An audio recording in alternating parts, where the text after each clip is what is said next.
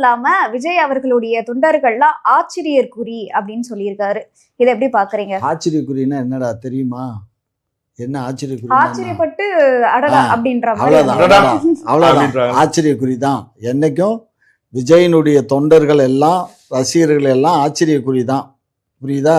அதை மாத்திரம் வச்சுக்கிட்டு அவர் தேர்தலை அந்த அளவுக்கு அவங்களுடைய செயல்கள் இருக்கும் அப்படின்ற மாதிரி நீ வேற என்னமோ ஆடி காத்துல அம்மி பறக்கையில இவரெல்லாம் குழவி எல்லாம் ஏமாத்திரமா.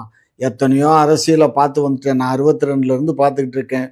ஒவ்வொரு தேர்தலையும் எப்படி எல்லாம் ஆட்சி மாறுது, எப்படி அரசியல் நடக்குதுங்கிறது எல்லாமே கருணாநிதி ஜெயிப்பார்னு நினைச்சிட்டு இருப்போம். கடைசியில் பார்த்தா 2 சீட்டு ஜெயிச்சாரு. 2 சீட்ல ஜெயிச்சாரு. அதனால அதே மாதிரி விஜய் அவர்கள் உங்களால, அதாவது அவரால் ஆட்சியை பிடிக்க முடியாதுன்னு பேசிட்டு இருக்கீங்க. ஒருவேளை பிடிச்சா அன்றைய சூழல் வேற, இன்றைக்கு இருக்க சூழல் வேற. இன்றைக்கு இருக்க சூழல்ல அதிமுக பாரதிய ஜனதா கூட்டணி ஏற்கனவே அமைச்சிட்டாங்க. அந்த கூட்டணி இருக்கு.